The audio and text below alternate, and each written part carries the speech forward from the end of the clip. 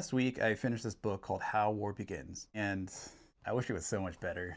This is nonfiction graphic journalism, but this book isn't really a comic book. It's more like a scrapbook of essays. How War Begins is a collection of Facebook posts that Igort wrote serially during the first 100 days of Russia's invasion of Ukraine. Every day he'd post what he'd learned of the invasion from friends and people he knew and telephone testimonies, and then he would pair them with quick illustrations. A day's journal could contain a short comic or a pencil sketch. And at its best, the book captures humanity surviving through war. One of my favorite scenes happens early on day 4 of the invasion, when this Ukrainian babushka walks up to a Russian and she hands him a handful of sunflower seeds. And she tells him to put them in his pocket.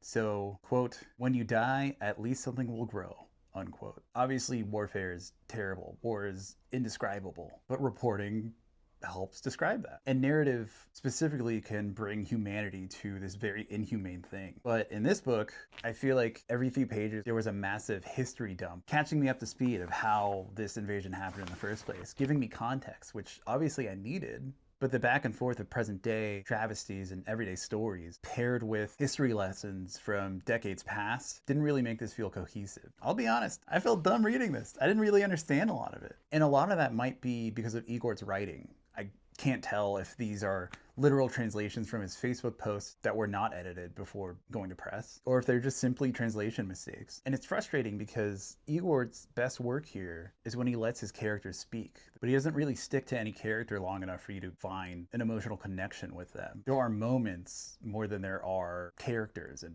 people, which sucks because this whole project is about depicting humanity and those people. This isn't to say anything about his illustration work. His illustration work is amazing. I especially like his depiction of cold weather and how cloudy and dark those days feel. I think the colors on those pages really pop. I just wish that this was shaped differently. Not rewritten with narrative, but just better editing. It's littered with passive language and typos, but I just find this confusing.